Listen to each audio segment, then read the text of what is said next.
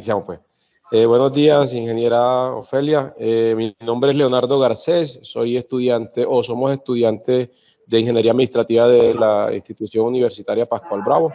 Estamos realizando un trabajo para la materia de Introducción a la Ingeniería. Mi compañero al lado ya se presenta. Bueno, mi nombre es Jair Moreno. Soy estudiante también de Ingeniería Administrativa, como el compañero Leonardo lo comentó. Y la idea es de este podcast sacar muchos réditos, o sea, aprender muchos truquitos, cositas que de pronto ampliar nuestro conocimiento frente al énfasis de gestión de proyectos. Bueno, mi nombre es Angie Rossi y también soy estudiante de la Ingeniería Administrativa. Hola, buenos días, chicos. Bueno, me presento, mucho Buenos días. gusto. Yo soy Ofelia Alzate, yo soy ingeniera de telecomunicaciones, especialista en gerencia para ingenieros y certificada PMP. En este momento trabajo para GTD Colombia y desempeño el cargo de jefe de PMO. O sea, soy la jefe de la organización de proyectos de GTD. Ok, bueno, la actividad que pues aquí estamos en un proceso para aprendizaje, de conocimiento. Vamos a hacerle algunas preguntas de las cuales van a ser de mucha ayuda para nosotros, porque es un proceso que iniciamos y queremos aprender y tenemos unas cortas preguntas de cuál queremos como recoger la mayor información. Leo, antes de que le brindes las preguntas a Ofe, me gustaría, Ofe, saber de pronto de qué universidad te graduaste. Bueno. Entonces, yo soy ingeniera de telecomunicaciones de la Santo Tomás de Aquino, de acá de Medellín. Al tiempito hice mi especialización en gerencia para ingenieros y esta la desarrollé en la UPB, en la Universidad Pontificia Bolivariana. ¿Cuánto tiempo llevas? Te fue la voz, Yedir. No se te escucha. Yadir estaba preguntando que hace cuánto se graduó y cuánto tiempo lleva trabajando. Listo, no, yo soy graduada en el 2006, entonces ya llevo unos añitos. No hagamos los cálculos, por favor. Bueno. Sí, ¿Y fue muy duro el proceso de la universidad? No, pues es que la verdad, yo terminé el colegio en el 2000, en el 2001 arranqué la universidad y hice la universidad. También trabajé y estudié al mismo tiempo, pero no trabajaba durante el día, sino que trabajaba los fines de semana y en las temporadas pues de vacaciones. Yo sí quisiera hacerte una pregunta, no sé, de pronto, o sea, ¿qué te motivó a estudiar lo que estudiaste? O sea, ¿fue algo desde niño que siempre quisiste hacer o no sé? Pues yo O sea, de ¿qué fue tu niña, motivación? no, yo de niña quería afinizaste? estudiar odontología, o sea, cuando de niña. Y la verdad, pues uno va creciendo y va enfocándose pues como en otras cosas. Cuando ya estaba en noveno, décimo y 11, pues el tema de las telecomunicaciones me parecía muy chévere, era como lo último, era lo que estaba llamando pues como más la atención. Y a mí también me gustaba mucho el tema ambiental. Entonces yo me presenté a estudiar ingeniería,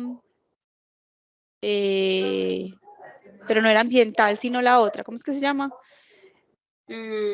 ¿Forestal? No.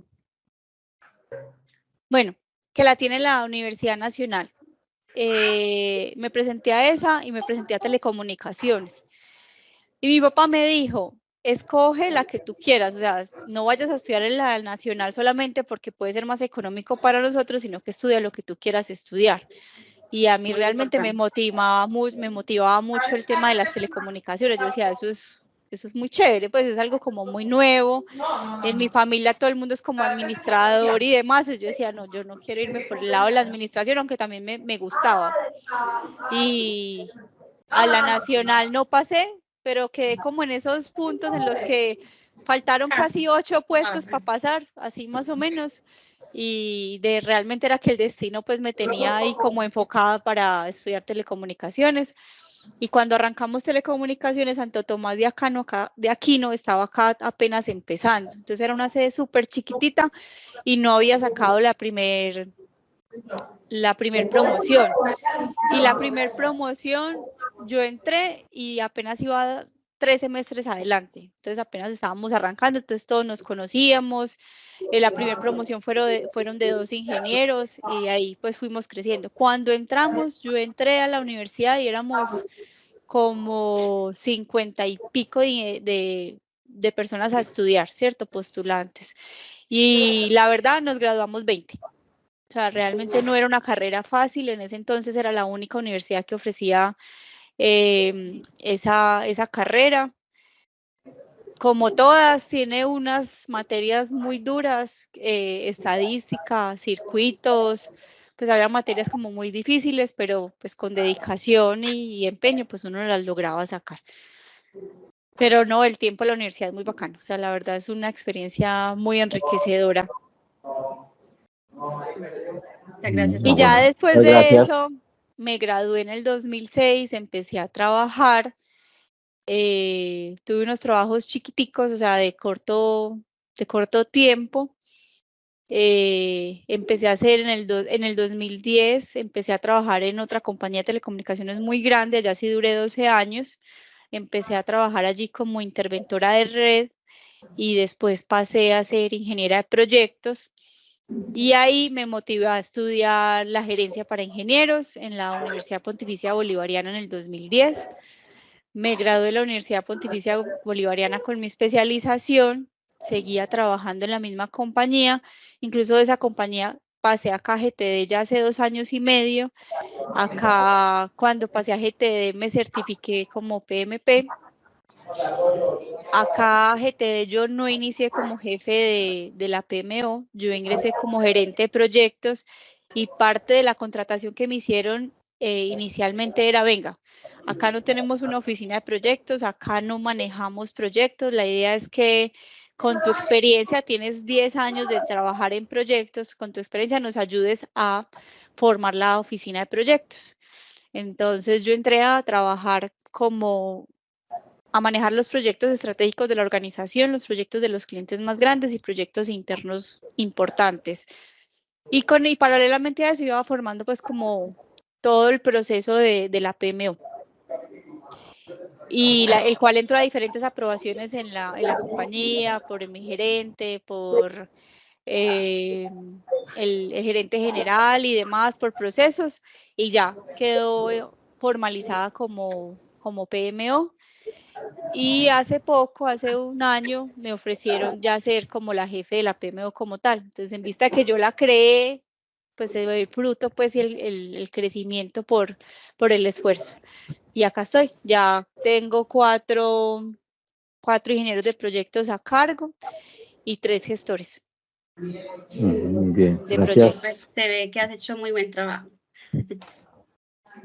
Bueno, sí, ahorita sí empecemos como con preguntas más puntuales. Leo, te doy la palabra. Bueno, de la primera pregunta que queremos hacerla es conocer más acerca de la gerencia, de la gestión de proyectos. ¿Qué es la gestión de proyectos? Bueno, la gestión de proyectos, como muy bien lo dice, es gestionar un proyecto. Pero muchas personas dicen, no, es que hablan de proyectos y creen que es un proceso, algo que ya está especificado y algo que no tiene fin. Mucha gente cae pues como en ese error y no es así. Un proyecto es algo que está completamente delimitado, donde conocemos el alcance y sabemos dónde inicia y cuándo tiene su fin. Cuando este proyecto tú lo finalizas y vuelve y se crea algo similar, ya se puede volver un proceso y ya se toma como proceso, más no como proyecto. Entonces digamos que la primera idea puede ser proyecto, se saca, se formaliza, se ejecuta y cuando ya sale a producción y se entrega, muy posiblemente se puede seguir eso que se hizo, ese producto final, se puede seguir ejecutando, ya no se ejecuta como proyecto, sino que se empieza a ejecutar como un proceso más de la organización o de la empresa en la que se esté realizando. Entonces, la gestión de proyectos realmente, ¿qué es? Es tomar una necesidad, volverla, aterrizarla Y en ese aterrizaje es ver cómo lo formalizamos por cada una de las etapas que se tienen para llevarla a un feliz término y poder conseguir ese resultado final que el cliente o que la organización necesita. Entonces, digamos que tenemos, ¿cuál es la necesidad? Esa necesidad se aterriza. Al aterrizarla vemos, bueno, ¿cómo se aterriza la necesidad? ¿Cuál es el alcance? ¿Qué es lo que necesitamos? Normalmente todos tenemos una idea diferente, porque muchas veces a ustedes les dicen, imagínense una mariposa. Entonces tú te imaginas una mariposa con 2 alas, el otro se imagina con 3, el otro con 4, pues no con 3 alas, sino con 3 cositas de las alas. Entonces al final de cuentas, la idea es aterrizar, que esa mariposa sea la misma para todos, o sea, que todos tengamos esa misma visual de la mariposa y cómo la llevamos a un feliz término. Entonces, en ese aterrizaje inicial es eso, aterrizar las expectativas de los interesados. ¿Cuáles son esas expectativas? En los proyectos hay muchas personas involucradas, lo que nosotros llamamos los interesados. Hay interesados que son interesados internos del proyecto e interesados externos. Esos interesados pueden ser personas que no necesariamente nos traen a nosotros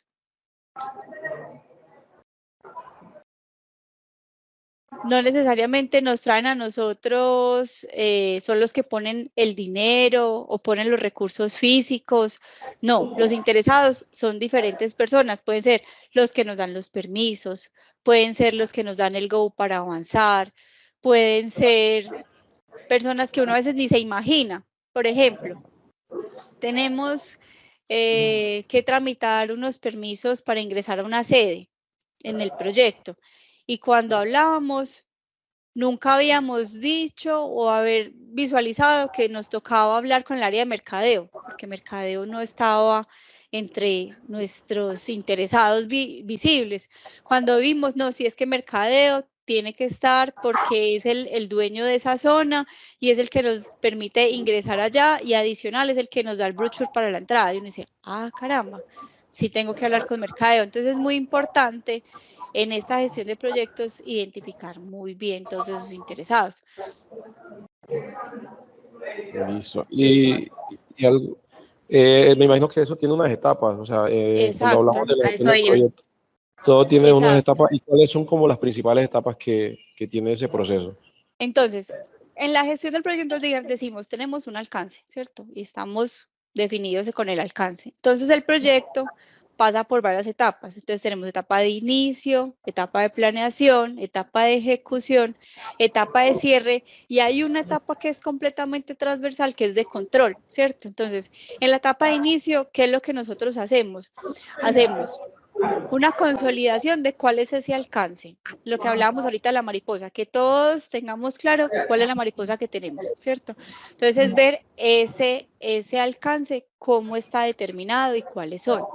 De ahí, en ese mismo inicio también que miramos, bueno, tenemos ese proyecto, ya todos tenemos muy claro el alcance, pues identifiquemos cuáles son esos riesgos iniciales, cuáles son esos supuestos que tenemos y cuáles son las restricciones. Entonces, bueno, los riesgos, podemos identificar unos permisos, podemos identificar no sé, unas condiciones climáticas, cosas que son como para evidencia de forma inmediata, ¿cierto?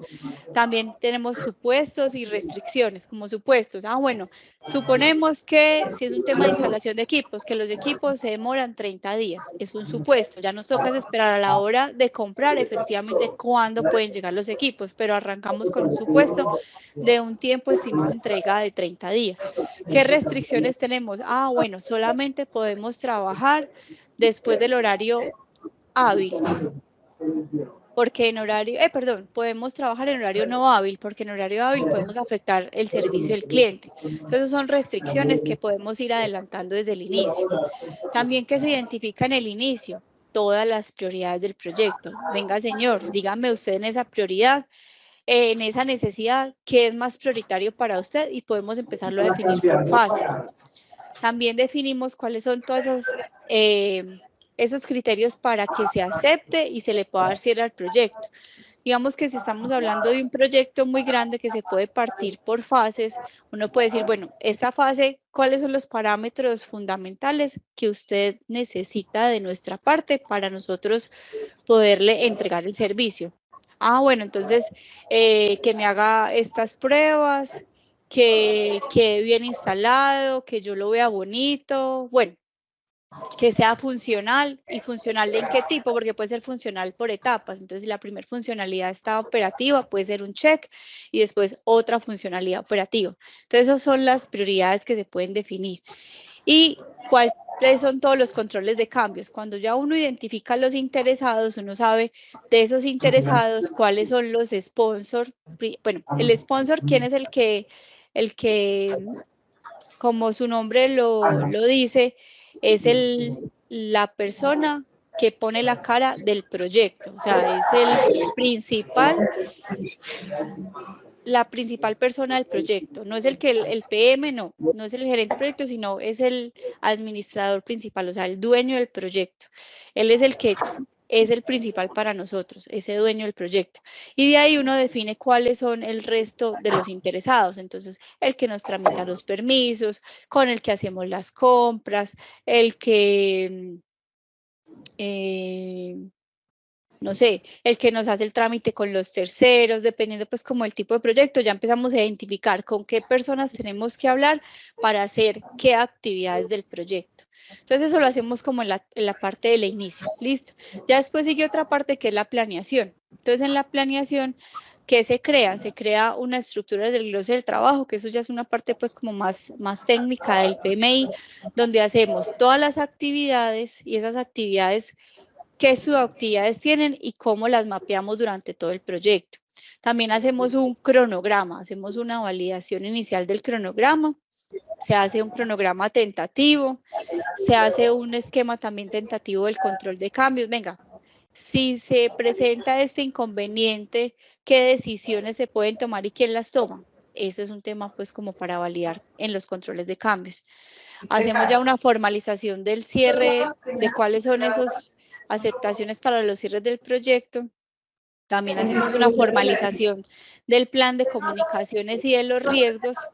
Y ahí es como toda la etapa de planeación, donde ya empezamos pues como a aterrizar en documentos el trabajo.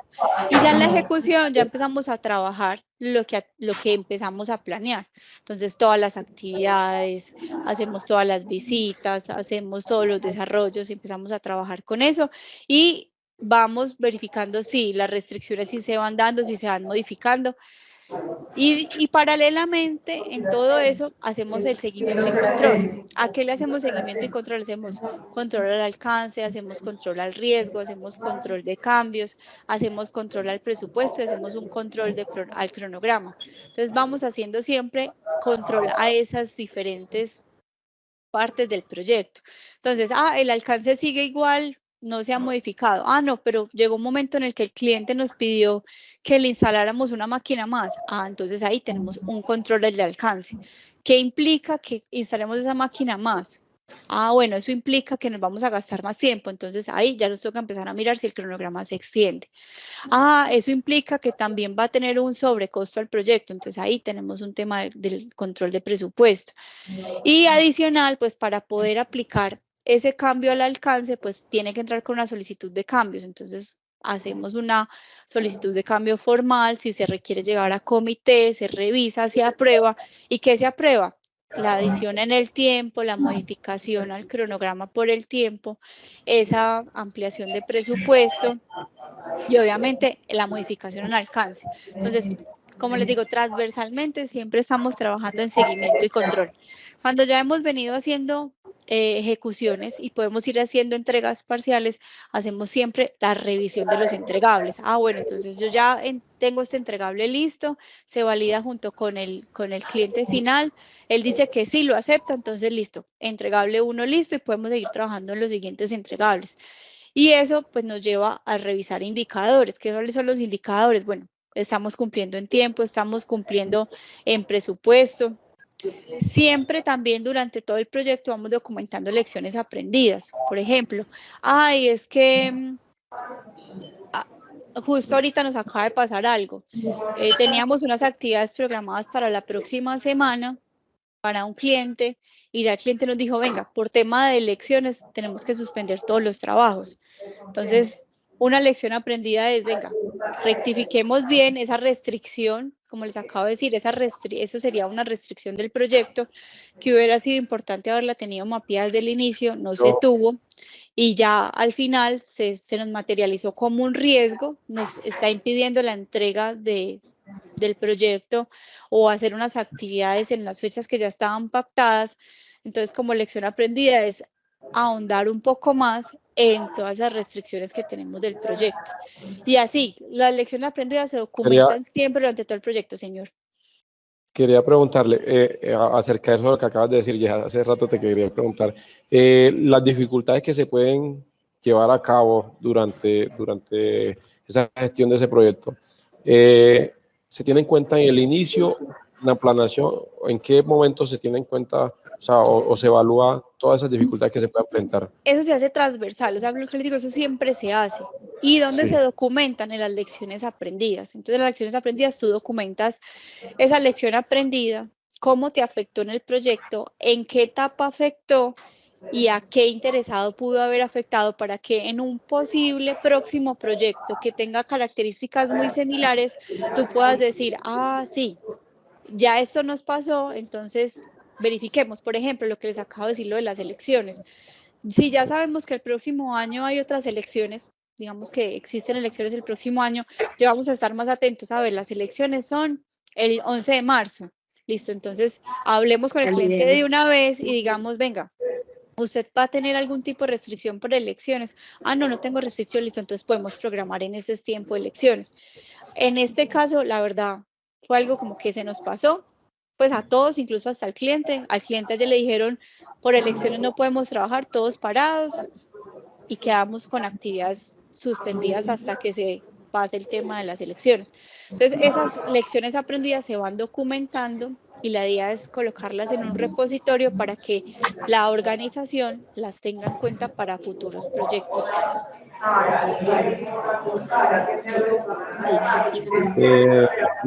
La pregunta que iban a realizar.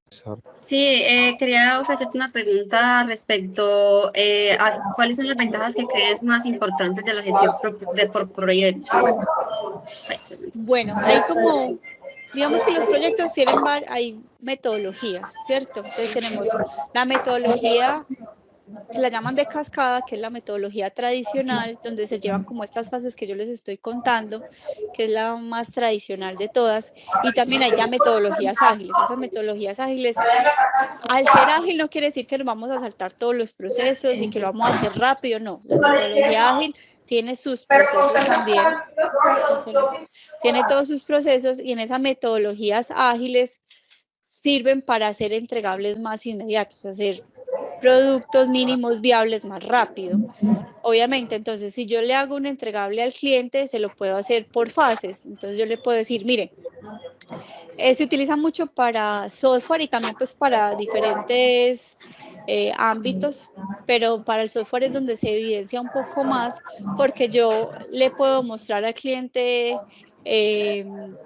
una primera versión beta de ese software desarrollado y si me dice que sí, yo le sigo desarrollando y lo voy, como decimos acá, lo vamos engallando, por decirlo así. Entonces vamos a ir organizando eso para que al final ya se vuelva un producto final, pero que puede ser utilizado incluso por las diferentes fases en las que se va entregando ese producto mínimo. Entonces, metodologías hay muchas, están las metodologías ágiles, metodología de cascada, y las ventajas que tiene la gestión de proyectos es que se hace por medio de metodología, ¿cierto? Ese realmente es como el fin, o sea, tener una metodología para poder entregar algo y poder gestionar el proyecto. Muchas personas lo hacen de forma muy empírica, pero al hacerlo de forma empírica también tienen, por algo del estudio que tienen que llevan consigo de toda su carrera o de los estudios que van llevando, pues tienen ciertas metodologías, que posiblemente no puede ser la más correcta porque de pronto no ha estudiado proyectos y demás, pero siguen unas metodologías. Entonces, la idea es que los proyectos se lleven basados en metodologías esas metodologías nos hacen ser un poco más sistemáticos, nos llevan a entregar un producto final conforme al cliente y obviamente como un proyecto es vivo, tiene modificaciones y se va moviendo, pues nos vamos a ir acoplando a esos cambios que van surgiendo en los diferentes ámbitos del proyecto. Y otra preguntita sería, ¿cuáles son las herramientas que más se utilizan en la gestión por proyectos? Pues las herramientas se pueden utilizar dependiendo de la metodología que utilices. Entonces está Kanban, está el Project. Ahorita hay muchas herramientas en el mercado, unas de uso libre y otras con cobro, ¿cierto? Ahora la ofimática, pues el Office 365 tiene uno que es muy chévere, que es Planner, entonces eso también nos ayuda para llevar pues como la organización de un proyecto. Yo particularmente trabajo Project y yo con el Project lo que hago es genero todos mis cronogramas y mis seguimientos a los proyectos. ¿Por qué es tan importante para una organización, digamos, el área de gestión de proyectos?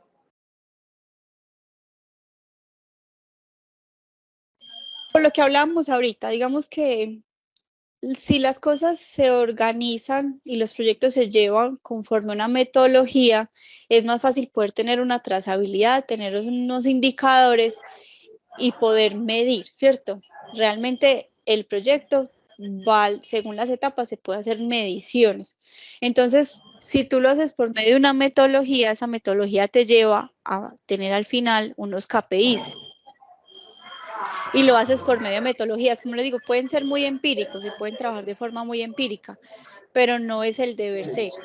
El deber ser es poder tener una organización o una oficina de proyectos en donde se tengan unas metodologías, donde se miren cuáles son esas buenas prácticas que hay en el mercado para poderlas acoplar, porque como les digo, esto de proyectos cada vez avanza más, entonces uno no se puede quedar solamente con lo que aprendió hace mucho tiempo, sino que hay que estar actualizándose, entonces uno tiene que estar pendiente en el mercado, haciendo mucho análisis del mercado, qué está saliendo, cuáles son las tendencias, cómo se está manejando, para esas buenas prácticas empezarlas a utilizar en su organización o en los proyectos que usted está llevando a cabo. O sea, en conclusión se podría decir de que la gestión de proyectos es tener ese control de lo planeado y de los imprevistos, de resolver las soluciones o las necesidades de un cliente, por decirlo así, en donde se trata de minimizar los riesgos que puedan afectar eso. Algo así sería gestión de proyectos, es como ese control, como ese seguimiento paso a paso, en donde se prevén todos esos pequeños puntos que en un determinado momento vienen a resultar importantes en la ejecución de un proyecto. Más o menos sería así la conclusión. Sí, digamos que en conclusión va muy alineado lo que tú dices, pero hay que tener un alcance definido desde el principio, ¿cierto? Un alcance completamente definido, que efectivamente ese alcance tenga un tiempo específico de implementación, porque un proyecto, como les digo, no es infinito, entonces que tú puedas ese proyecto, poderlo entregar en un tiempo determinado con ese alcance que tuviste, que efectivamente va a sufrir modificaciones. Nosotros llamamos la triple restricción, incluso ya hay más. Entonces está el tiempo, el alcance y el costo. Y al interior tenemos los riesgos que normalmente están ahí siempre.